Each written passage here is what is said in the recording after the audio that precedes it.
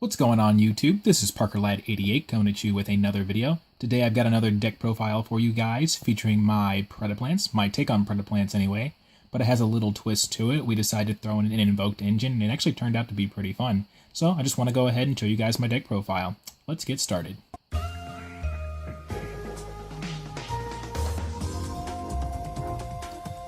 Alright guys, let's go ahead and get started with our monsters. The first thing we do is we run 3 copies of Predaplant Chlamydo Sundew. The only important thing about Chlamydo Sundew is the fact that you can actually fuse without using polymerization with him. Any monster that has a predator counter on it is treated as a dark monster, and then when it does fuse, you can actually fuse using monsters on your opponent's side of the field if those monsters have predator counters. So he's really handy at, allowing you to go for your fusions if you don't have polymerization. Next up, we run 2 copies of Spinodinea, I believe is how you pronounce the name. You guys can feel free to correct me, of course. Anyway, we run 2 of him because he's the beater.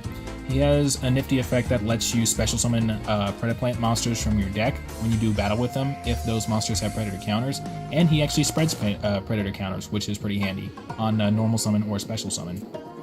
We have 1 copy of Saraceant, I believe is how you pronounce it. This is your searcher. He's not the best searcher, but he is a searcher. So you can actually drop him during a damage cal as well in order to eat an attack.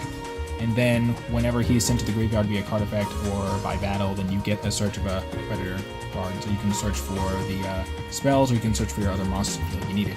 And that is all the predator plant monsters. Let's go into the other stuff. We have 3 copies of Lonefire Blossom. Lonefire Blossom lets us get any of our predator plant monsters, and that's pretty much all I have to say about it.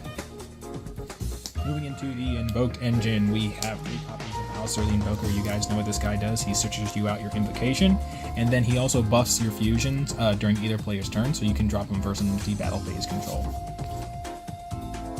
We have 3 copies of King of the Swamp. King of the Swamp is a substitute, and then he also allows you to get polymerization, over which we run 1. One neat thing is that you can actually use Invocation with him. If he's already in your graveyard and you don't have an Alistair, but you have an Invocation for some reason, you can banish him in order to go for your Invoked fusions, so that is also handy. Next up, we have a little engine that I like, the Symphonic Warrior engine, which is 3 copies of Guitar and 1 copy of Mics.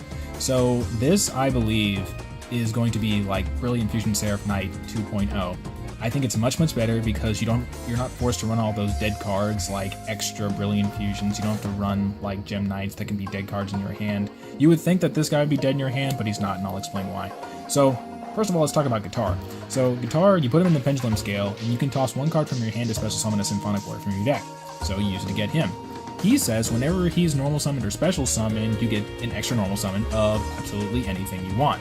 So, you play this, toss anything you want, special summon him, and if he does end up in your hand, you can toss him from your hand going for a fusion play or anything like that, then you can summon Guitar. His monster effect is that you basically get a Symphonic Warrior out of your graveyard.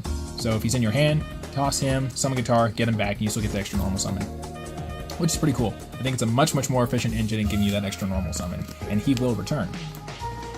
And that's just for all the other monsters. The rest of what we're running is hand traps. So initially, I still think that this deck does better going second. So in order to go for that, I decided to run multiple hand traps. We have the 2 Ghost Ogres, the 2 Max C, and then we run 2 copies of Radiant. So we run Radiant specifically because of a certain extra deck monster that we will get into, and it's an allure target. So yep, geared to go second. So we run all those hand traps. So let's move into our spells. Predator plant spell that we run is Predapruning. I think Predapruning is much better than Predapronics, because Predator Pruning is literally just a premature burial for any of your Predaplant monsters.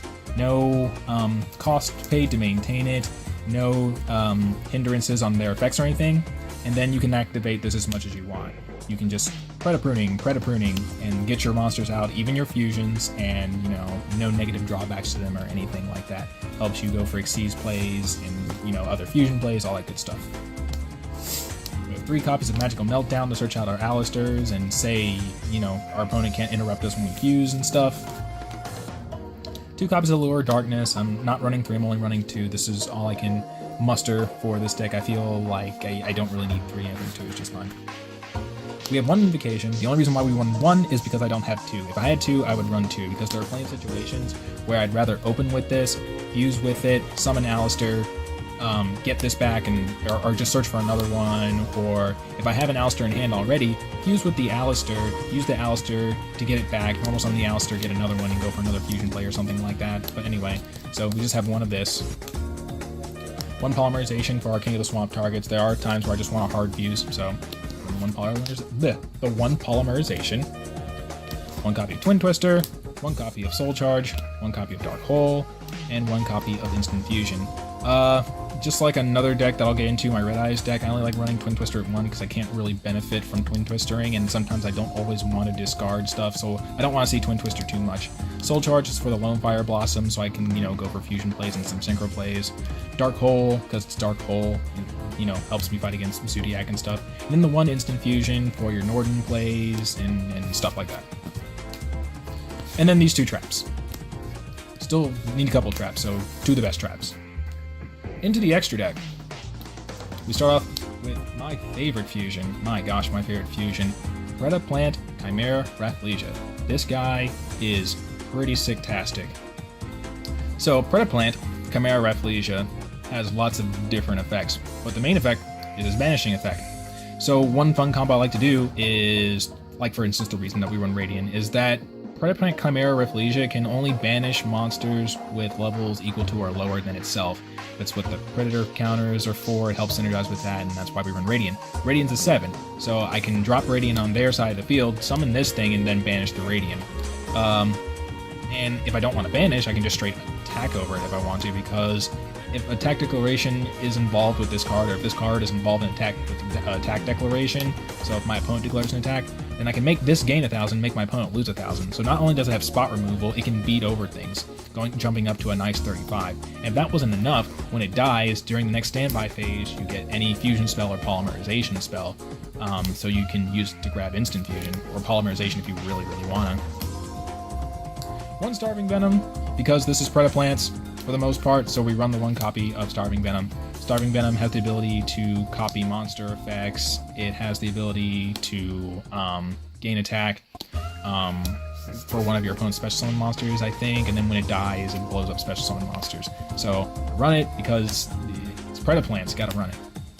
Moving into the Invoked stuff, we have one Makaba. Makaba is your Arcana Knight Joker. We have two copies of Raijin, just because we have the win targets. I'm probably going to bump Raijin down to 1 and bump Makaba up to 2 if I can, but I have to find another one. We run one copy of Magalancia, one copy of Caliga, one copy of Purgatrio, my favorite, and one copy of Kakaitis. I believe that's how you pronounce his name. So, Caliga, I love Caliga in this deck. He's kind of silly. He's kind of mean because he says if you attempt to activate an effect, you can't activate any more monster effects. So if you try to activate an effect and I strike it or something like that, or I negate it somehow, then you get no more monster effects, which is retarded. You got your Book of Moon guy. Magalancia is just big. He gives me something to do with my max C's and I have the space for it. Purgatrio, he lets you pierce and attack all your opponent's stuff and he gains attack. And this guy, which I really feel like he doesn't get enough credit, can't be destroyed by card effects.